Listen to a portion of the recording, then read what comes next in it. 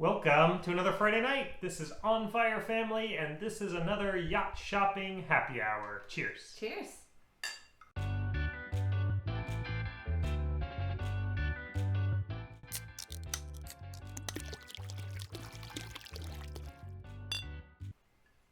If you are new with us this week, normally what we do is we pull up Yacht World, pour a couple drinks, and go shopping for our Great Loop boat. We are a little over 9 months away from departing on a 6,000 mile family adventure with our family of 4 from Portland, Oregon. And so we need to find a boat. We have been at this for quite a while. We have looked at a lot of boats. And so it's time to get serious. And for us, getting serious means getting on some boats.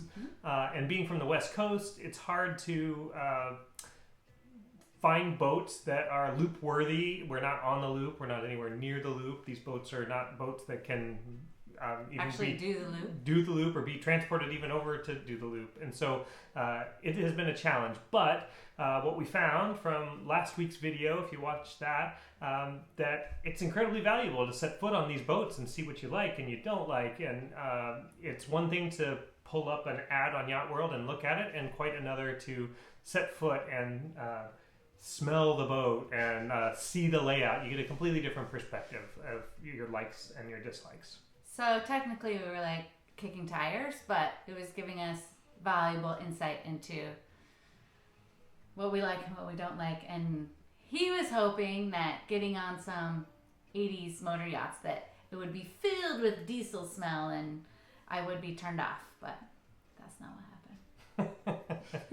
So watch last week's video. This is a follow-on to that video.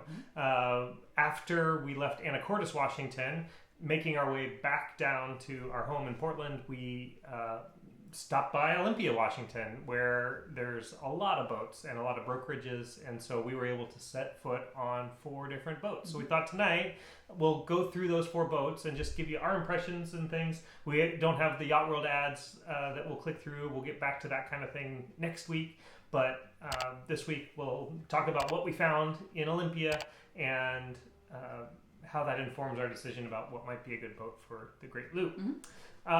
So the first one we set foot on was, again, your favorite, the 80s motor yacht. So this was a 1983 3-stateroom Gulfstar, 49 feet.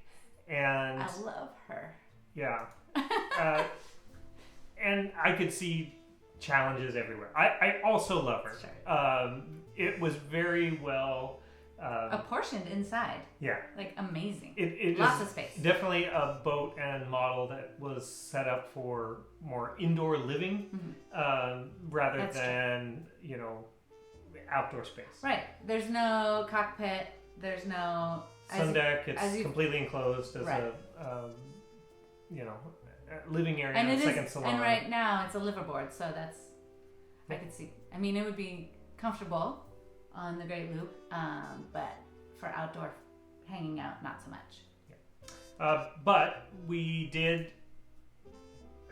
we enjoyed the things that we talk about here all the time. The teak paneling, the teak and holly cabin sole, just everything about how those boats were built. But at the same time, there were smells, right? There were head smells, there were diesel smells. The engine room was... for a 1983 boat, it was okay, but it's not something I was excited about. Yeah, depending on for 6,000 miles. It's something I could see spending a lot of time in there fixing rather than enjoying our year adventure.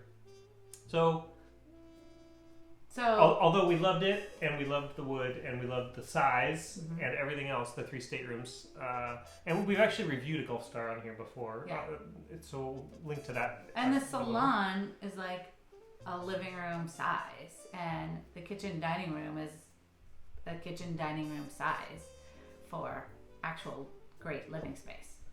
Yeah. Next up, we got on an Ocean Alexander.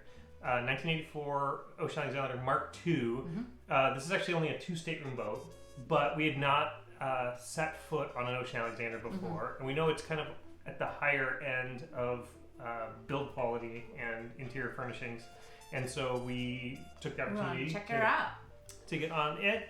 And this particular boat, I think, had been somewhat neglected from a, just upkeep and cleanliness aspect. But what we were really trying to look at was the build quality and look at that cockpit. How it was laid out. Yeah, so it had, again, we're big fans of wood, so wood cockpit sole, the galley kind of on the same level as the salon. It's a pilot house model, so really gorgeous pilot house, and then two staterooms forward, which encounters the same kinds of issues we've talked about lots of times, which is privacy. We prefer an aft cabin where we're separated from the kids in the bow of the boat. But it was really good to get the dinette was big enough to turn into a bed, for sure. But just to see a 2 stateroom model gave us an idea of 3 stateroom models. Right. Yeah. And then we got on a more modern boat, but in the style of our 80s motor yachts. And so this is a Novamarine. This is a 2 stateroom version. Right. That's why the tri-cabin makes me angry when it's 2 staterooms. So it's stated as a tri-cabin, but that's one cabin is the salon. We had to climb up a ladder to get into this thing. Yeah. Which is fun. So this was it was hauled out. They were doing some sprucing up before formally getting it listed and everything, but it was good. It was great to go through all the boats that we did last week and this week, and then to end up here to see what if you did all the things that we like in a boat. You just did it in the year 2000 instead of 1982. Right. And that's what this boat was. So I think our takeaways were the build quality was impeccable. Yeah. Again, teak and holly cabin sole. There were inlays everywhere. It was just a really well done boat. Yeah, the inlay on the woodwork was. And the engine room was clean. There were more modern diesels. I think Cummins here. They were it was really kind of opened our eyes to what could be. This particular boat, it was a Novamarine 50, so it was longer than we kind of considering, but it had a cockpit, so that and a sundeck ate up a fair amount of space. So it wasn't like the most spacious salon. It was galley down, but anyway, we learned a lot about it, and I don't think there's very many manufacturers that were making 80s style motor yachts into the 2000s. Yeah. So it's unique from that standpoint. It gets back to is it resellable? Is this desirable? Do people like it? Please comment below. Is this something that you think is cool? It would get you out of the hassle of financing because it's newer. 2000 and newer, which is a key thing, and insurability, which is 2000 and newer, which is a thing. So maybe it's the answer to it's a compromise answer. So anyway, but it's on the West Coast and it's not something. So not this one. Not this exact one.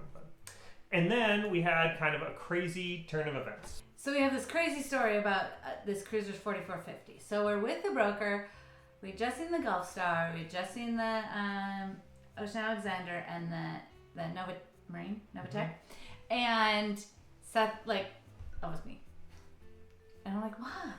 And he said, that's Cruisers 4450, which is hardly ever on the West Coast at all. And it's a great loop boat. If you look online for ones that are for sale, there's one in San Diego. Okay? So he's like, we need to get on that boat. Which, I mean, as an introvert, he's not going to be like, can we get on that boat? So we didn't want to seem like weirdos with the broker. So we went back to the office with the broker and chitty chat. And then we made our own way back to this marina, which is nice and locked. And so we were just milling around. And when people came out, we didn't want to run and open the door or keep the door open and look sketchy because we're not sketchy. But okay, so there was a gentleman coming up the ramp and you could see the cruisers from the top of the ramp.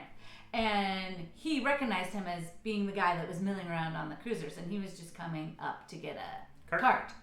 And so he said, that's the guy. So that's my cue that I have to talk to that guy as the extrovert.